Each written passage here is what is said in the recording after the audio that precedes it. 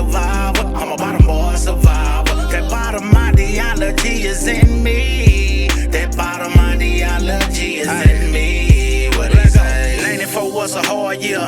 That's when my whole life changed. Broke us up in a major way. A lot of tears and a lot of pain. People label us gangbangers cause they was looking from the outside. We laid laws and stood on them. We helped people, we saved lives. Took a lot of my homeboys. False charges and fake stores. Conspiracies, false allegations. They made it back, God get the glory. Bamm did 28 flat. He did time like he had a body. The whole case had flaws in it. It's a good thing that he had knowledge. Tried to make the big dog fold, but the whole time he stayed silent. Ain't that L with a big spoon. Now the world see that we hard body. Everybody done made it home. We living life and having fun. Salute to the whole bottom family. Salute to my uncle Big Gun. We know the feeling to be at the bottom. We know the feeling to be at the top. We know snakes when they come around from a mile away. We know a dirty cop. We know the feeling to be at the bottom. We know the feeling to be at the top. No matter how they try to make us look, we still rep 1100 block. I'm a bottom boy survivor. I'm a bottom boy survivor. I'm a bottom boy survivor. I'm a bottom boy survivor. That bottom ideology is in me. That bottom ideology is in me. I'm a bottom boy survivor. I'm a bottom boy survivor. I'm a bottom boy survivor. I'm a bottom boy survivor. Hello, I'm Sebastian Richardson, also known as Bamm. I live in a place called Shreveport, Louisiana, where I was born and raised, and I was also raised in an area named The Bottom. The Bottom was a red light district, and it had a club on almost two clubs on almost every corner. It was one of the only red light districts in Shreveport, Louisiana that was populated with bars, illicit drugs, and a lot of other prostitution and all types of things, because the politicians that be at the time seemed better fit to turn a blind eye to it in that poor urban area for the illicit behavior to take place so that it didn't ruin the whole Shreveport, Louisiana. So I became a product of that.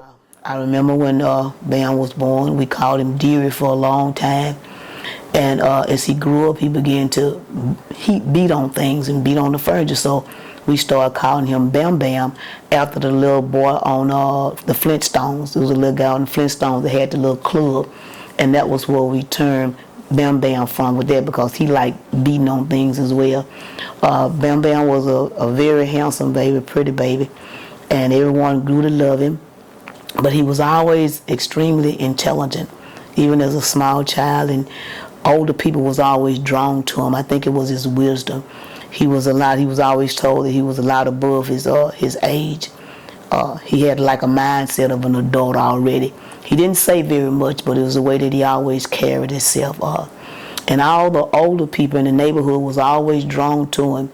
He had tons of fathers and mothers, and they all just took Bamm in and just loved on him, because he was just such a lovable person. He didn't say a whole lot, but everything that he was spoke volumes about him. He was just different. He was just always different. And everybody loved him, and he showed forth that kind of love too. He was very caring. He was always a very caring person. He got baptized about 6 times. He received Jesus a lot of times. That I do remember.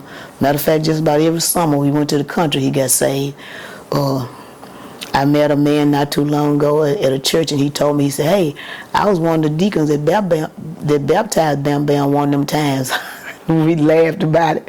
I said, "Yeah, because he got baptized many times." Then he said, "Yeah." I said, and the Lord still got his hands up on him. Hello, y'all. Welcome to Bamm RawTV.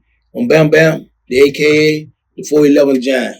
Hey, hit that like button, subscribe, and hit that bell icon so you know my next video coming out. Now, on this episode here, I want to talk about my book, Am I a Monster? And a lot of people they've been asking me, hey, what can I hear that going on? Because some of the young homies and young brothers, around Shreveport, they like, hey, man, I listen to your podcast when I'm driving my truck to when I'm working and going on like that. So, I want your book,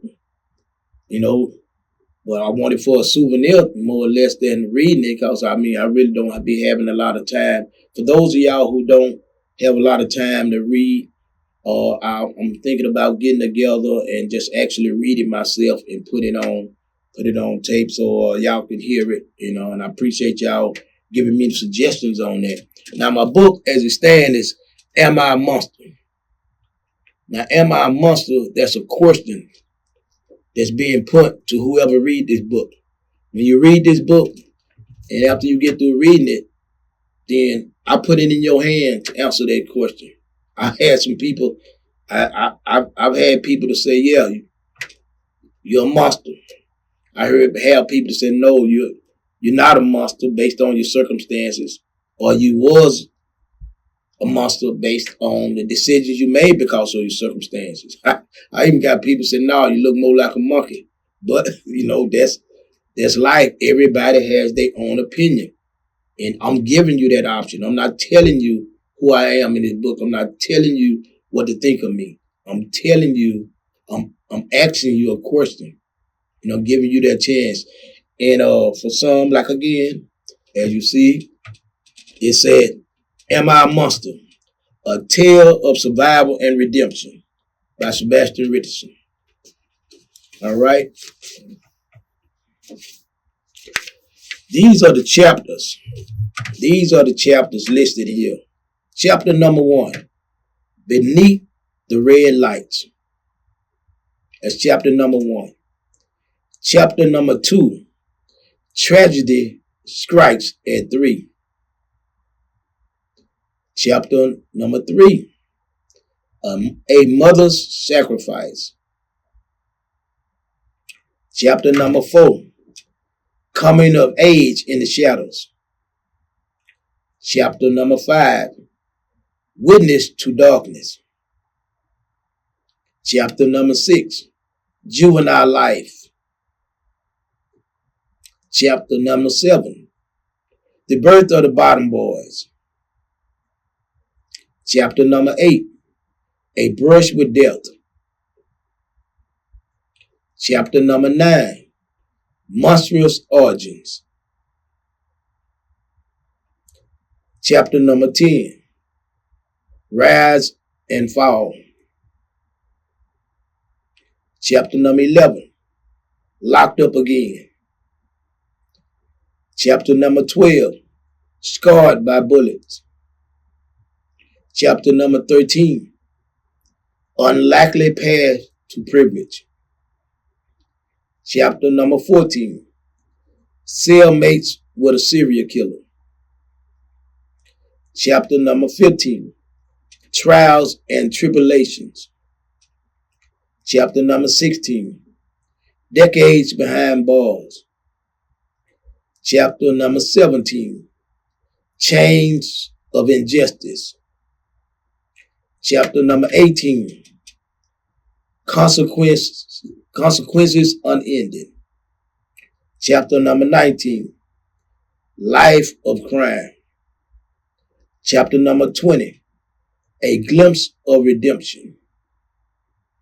Chapter number 21, Infamous in Northern Louisiana. Chapter number 22, Federal Prison for Leadership. Chapter number 23, Locked Away in Darkness. Chapter number 24, From Darkness to Light. Chapter 25, The Spotlight Returns. Now, all those chapters, they read fast. They're fast reading material. I kind of get basically to the point, and I kind of reinforce the point. And so y'all have an idea of what I was feeling at that time. And the dedication, I have this book, and the dedication I placed in this book, it goes as this. This book is devoted to those who find themselves in challenging circumstances, whether in love, finance, health, or other aspects of life. If you feel like you are surrendering to the lowest point, remember to persevere and continue striving towards your desired goal. Don't give up. Now, note from the author, being myself. My life has been filled with such a wide range and intricate experience that I've only been able to touch upon a few of them so far. I am excited about the opportunity to explore these stories in more details in future projects. Signed, Sebastian Richardson. And that is one of my intentions on my second book. And some other material, other things that we're working on as far as pilots and different things is this book here, it tells how I seen the bottom.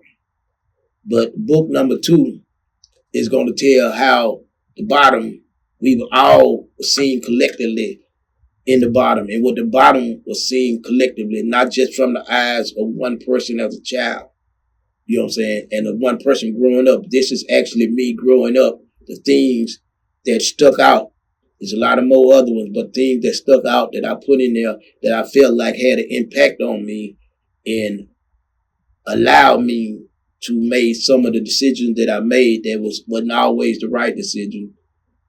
Some that caused me a lot of pain, some that caused other people pain. But still, this book is your decision to make after you read it. But I'm gonna try to put it on. I'm gonna try to put it where y'all can listen to it and have your earphones in and do your work or whatever. And I definitely appreciate that. I appreciate y'all asking me to do that. I appreciate y'all making me aware that should be done so more y'all could be exposed to this story. So when the second story come out, y'all will understand where I was then opposed to where I fit in the whole of the story. All right, thank you again. I appreciate y'all for your love and support. Keep pushing it. Hit that like button, subscribe, hit that bell icon so you know when my next video come out. And don't forget, get the book. You order it from Amazon. It's on Amazon. You can order from Amazon. You can contact me and order one. You contact me and order one. I'm gonna autograph it. You can stop me somewhere. And there's places that have it around here. Hibachi Grill, or Hood Hibachi, they had it. So it's available. If you want it, you can get it. Just contact somebody who know me or contact me. Thank y'all again. Love you. My name is Orlando McDay. They call me Yand. I grew up in the Lakeside. 52 years old, and I've seen a lot in Shreveport. And thank God for me being here on today. But just want to tell you that I am now a pastor. I pastor Long Spring Christian Church. I've been pastoring Long Spring Christian Church for going on 8 years. Been saved now 22 years, and so how I've come to meet Sebastian Richardson by way of James Gaston. I heard a lot about Sebastian Richardson, and I remember the first time that I met him, I was very intrigued about it. And I heard so much about him, and this guy named Bamm, and just the things that he have done, and so, and I heard of his reputations, and also me growing up in Lakeside, me having a reputation of my own. But when I finally met him, I met him down on Fannin Street one day, and down there hanging out with James Gaston. And I remember this little short guy turning around and asked me what I was doing down there. And and he asked me who I was, and I said, "Who are you?" He said, "I'm Bamm Bamm." I said, well, they call me Yandy. And but through that, we grew up, got a real tight relationship going on. And so one thing I remember about Bamm Bamm also, how Bamm Bamm, I always looked at him like a protector. I looked up to him, again, like I said, me being from the street myself, I always looked at Bamm Bamm as a protector. Growing up around him, I remember an incident I had got into it with this guy, and Bamm Bamm found out about it. He would not let me do anything for us trying to get in trouble. He would always have my back, and so I remember I was finna go get this guy, and Bamm came and interceded on my behalf, and he interceded on my behalf. And so I just thank God. I thank God for me knowing Sebastian Richardson. I even think about now the life that he has changed. I remember when he had got incarcerated, I had heard about it. It kind of messed me up, to know that my good friend Sebastian had been incarcerated. And through a lot of prayers, continue to pray for him. I never did get a chance to really keep in touch with him. And but even the fact that when he had got out, I wanted to be the first one there to be there for him. You know, and so as he's getting out now, I look at the work he's done, you know, and how he's helping people. I mean, when you talk about a dramatic change, I'm so grateful for the man he has become. One of the most impressive things I heard about Sebastian, when he got out, I knew he was gonna make a difference. Just by the person he was, you know, and I'm again, like I said, when I picked him, I remember picking him up for the first time. I think he got out in July, and he just made a year. But one thing when Bam Bam got out, Bam had a respect that, and I'm not taking anything from nobody else in the bottom, but Bam was always, it's just something different about Bam Bam. Bam, and I'm not saying the rest from real, but like one thing about me, I don't really hang around a lot of people. Just a very few select I even hung out with when Bam Bam was one of the one. But one thing I loved about Bam Bam, he was very real. Bam always spoke his mind. If he said something, he meant what he was going to do. And so even now when I look at Bam Bam, Sebastian, even now I'm not surprised by how his life changed. One thing about Sebastian, he's either all the way in or he's all the way out. If he's for you, he's for you. If he's not, he can't fake. I've never known him to be a phony or a fake. But that's one thing I can admire about him. So when I look at his new life, how he's out now, I see him feeding the homeless. I see how he's in church, devoted now to his wife, even just devoted to trying to help the children, not to make the same mistakes that he made. And I really admire him for that. The ministry that he's not trying to do, you know, and even how he's an advocate trying to help the people that's locked up in prison. And so he's always had a brilliant mind, you know, and I was always grateful to be connected to him. I always saw him as a person that was going places, especially when he got out. Just kind of remember an incident about before he got where he was. Sebastian and I, well, let's just say Bam Bam, we used to like switch up cars. And I remember one incident where I was driving his vehicle and he ended up going on the street called Madison Street. Well, back then, Bam, everybody knew Bam Bam. When Bam came on the scene, people started hiding their stuff. Because they knew that Bam, when he coming on the scene, he was going to come take some stuff. Well, when they saw the vehicle, and I walked, these my friends, when they saw the vehicle, everybody started looking around like, man, what's going on? Well, there go Bam Bam, cuz what's going on? I'm just laughing. We living life and having fun. Salute to the whole bottom family. Salute to my Uncle Big Don. We know the feeling to be at the bottom. We know the feeling to be at the top. We know snakes when they come around from a mile away. We know a dirty cop. We know the feeling to be at the bottom. We know the feeling to be at the top. No matter how they try to make us look, we still rep 1100. I'm a bottom boy survivor. I'm a bottom boy survivor. I'm a bottom boy survivor. I'm a bottom boy survivor. That bottom ideology is in me. That bottom ideology is in me. I'm a bottom boy survivor. I'm a bottom boy survivor. I'm a bottom boy survivor. I'm a bottom boy survivor. That bottom ideology is in me. That bottom ideology is in me. What can't judge a book by its cover. See, this the shit that they did. They ain't give a damn about our family. They ain't give a damn about our kids. They ain't give a damn about Go. They ain't give a damn about Bam. They ain't give a damn about Reg. If they did, it one that got slammed. They ain't give a damn about Hook. They ain't give a damn about Patchet. They ain't give a damn about Lil Man. They were like, fuck him, let him have it. They ain't give a damn about Dexter. They ain't give a damn about Troy. They ain't give a damn about Big Daddy. They just came to destroy. Oh boy. Like the homie said on the track, unbroken we bounce back. It's a new day, helping each other in a better way. Better way, better way.